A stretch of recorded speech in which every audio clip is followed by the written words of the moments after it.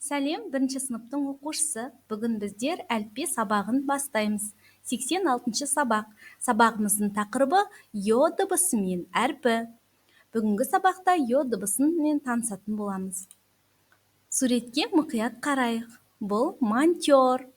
Қайталап айтамыз, монтер. Монтер ол әртүрлі электрлік заттарды, электр құралдарын жөндейтін адамды монтер деп атаймыз. Монтер сөзінде бізге таныс емес йо дыбысы бар. Йо деп айтамыз. Йо дыбысы қосарлы дыбыс, яғни дауыссыз қысқа и мен дауысты о дыбысының қосындысынан құралған. Сондықтан йо дыбысын қосарлы дыбыс деп айтамыз. Йо дыбысын қарайық, қандай әріпке ұқсайды? Дұрыс айтасыздар, йо дыбысы е дыбысына ұқсайды. Йо әрпін жазып көрсетеміз. Йо, төбесінде екі ноқаты бар. Йо, төбесінде екі ноқаты бар. Және кішісі де кіші е әрпіне ұқсайды. Тек төбесінде екі ноқаты бар. Монтер сөзіне дыбыстық талдау жасайық. Монтер сөзіне қараймыз. Бұл жерде бір ерекшелік бар. Монтер сөзі м дауыссыз, о дауысты, н дауыссыз, т дауыссыз.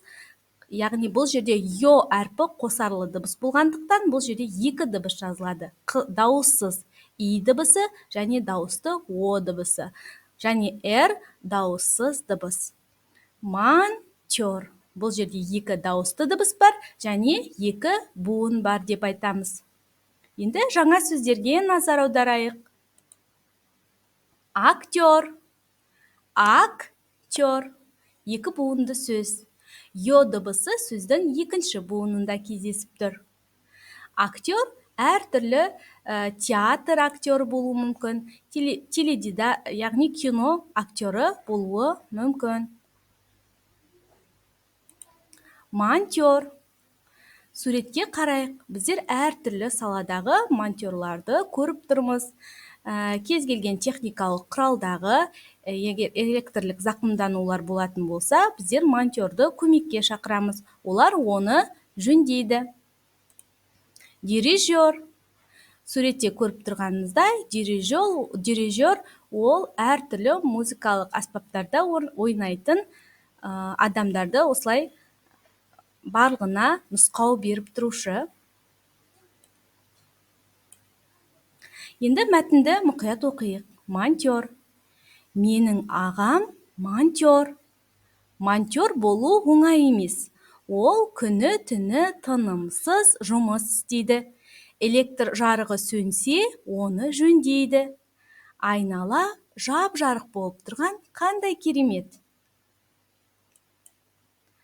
Балалар, енді жұмбақты шешіп көрейік.